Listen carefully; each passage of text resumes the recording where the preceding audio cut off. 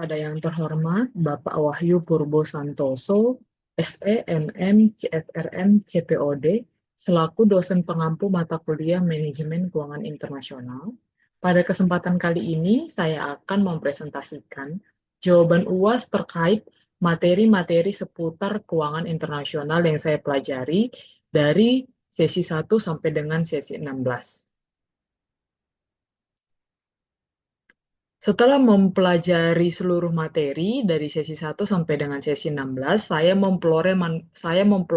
memperoleh manfaat berupa saya dapat memahami peran penting manajer keuangan dalam suatu organisasi internasional. Yang kedua, saya dapat memahami prinsip-prinsip pengelolaan keuangan internasional suatu perusahaan.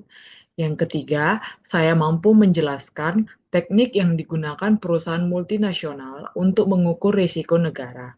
Yang keempat, saya mampu memahami peran analisis risiko negara dalam perencanaan bisnis perusahaan. Dan yang kelima, saya dapat mengetahui faktor-faktor yang digunakan perusahaan multinasional untuk mengukur risiko politik dan keuangan. Uh, yang tadi saya jelaskan adalah 5 manfaat dari pembahasan manajemen keuangan internasional yang saya dapatkan. Pembahasan multinational company atau yang biasa disingkat dengan MNC. Apa yang dimaksud dengan MNC? MNC adalah perusahaan yang beroperasi di lebih dari satu negara dengan memiliki kantor pusat di suatu negara dan kantor cabang atau anak perusahaan di negara-negara lainnya.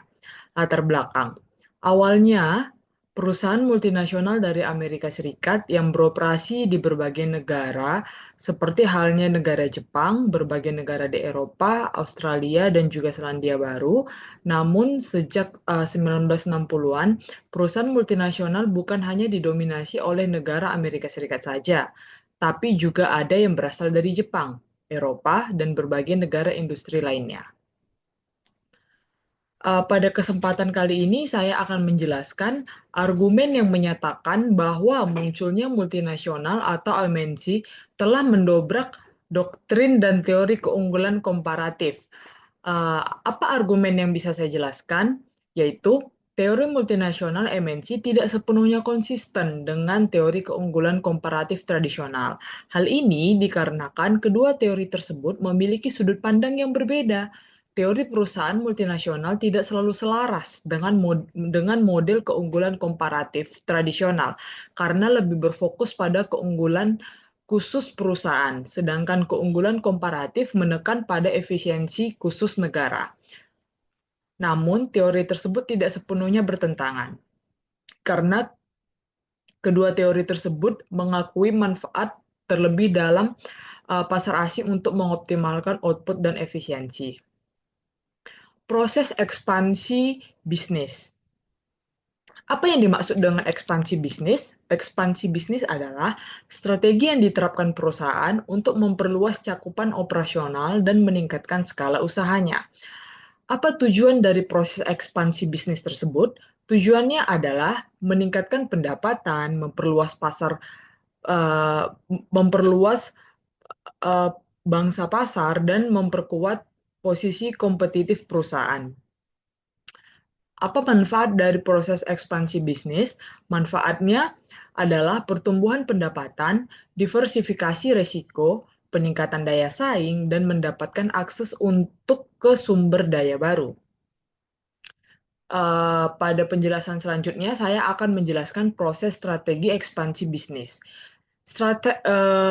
Di PowerPoint ini menunjukkan ada 5 strategi ekspansi bisnis yang dilakukan di setiap mancanegara. Yang pertama, dengan memperkuat kualitas produk.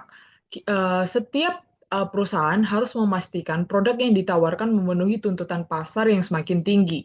Yang kedua, pelajari selera pasar. Setiap negara memiliki budaya bisnis, regulasi, dan preferensi konsumen yang berbeda-beda. Yang ketiga, siapkan sumber daya keuangan. Susun anggaran yang mencangkup semua biaya yang mungkin timbul selama proses ekspansi. Yang keempat, cari mitra lokal. Jalin kemitraan yang kuat dengan pihak lokal untuk lebih mudah beradaptasi dengan kondisi pasar yang baru. Dan yang terakhir, pahami regulasi dan siapkan dokumen yang dibutuhkan. Pahami regulasi ekspor di dalam negeri dan mempersiapkan dokumen yang akan dibutuhkan. Penjelasan yang selanjutnya, fluktuasi kurs yang tinggi pada sistem mata uang eh, dapat mengambang dan terkendali. Apa yang dimaksud dengan fluktuasi kurs? Kurs mengambang merupakan suatu sistem ekonomi yang ditujukan bagi suatu negara dengan sistem perekonomian yang sudah mapan. Sistem nilai tukar yang dimaksud tersebut akan menyerahkan seluruhnya kepada pasar untuk mencapai kondisi equilibrium yang sesuai dengan keadaan internal dan eksternal. Dalam sistem ini, nilai tukar bisa jadi naik dan turun berdasarkan permintaan dan penawaran di pasar valuta asing. Fluktuasi kurs yang tinggi pada sistem mata uang yang mengaman terkendali ini, pemerintah atau bank sentral masih dapat melakukan intervensi untuk mencegah fluktuasi yang terlalu ekstrim. Namun, nilai tukar masih sebagian besar diperoleh oleh pasar.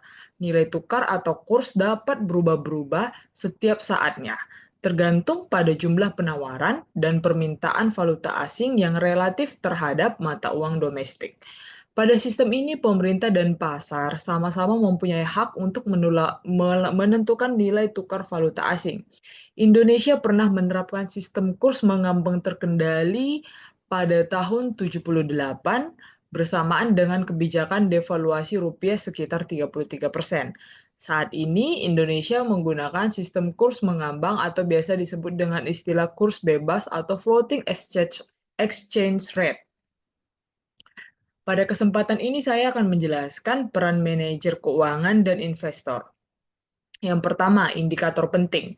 Manajer keuangan dan investor berkepentingan dengan neraca pembayaran suatu negara karena neraca pembayaran merupakan indikator penting bagi kesehatan ekonomi suatu bangsa. Yang kedua, pencatatan neraca pembayaran. Neraca pembayaran mencatat seluruh transaksi ekonomi internasional yang terjadi antara produk suatu negara dengan produk negara lainnya. Dampak dampak dari manajer keuangan dan investor itu adalah untuk meningkatkan penerimaan devisa dari ekspor guna memenuhi kebutuhan konsumsi dalam negeri. Yang selanjutnya, kondisi neraca pembayaran. Kondisi neraca pembayaran yang tercermin dalam surplus atau defisit dapat menjadi indikator penting bagi kesehatan ekonomi suatu negara. Dan yang kelima, manfaat neraca pembayaran. Neraca pembayaran juga dapat digunakan untuk mengetahui permasalahan ekonomi dalam negeri yang ada pada suatu negara. Demikian yang dapat saya sampaikan. Saya mohon maaf atas segala kekurangannya. Terima kasih, Pak.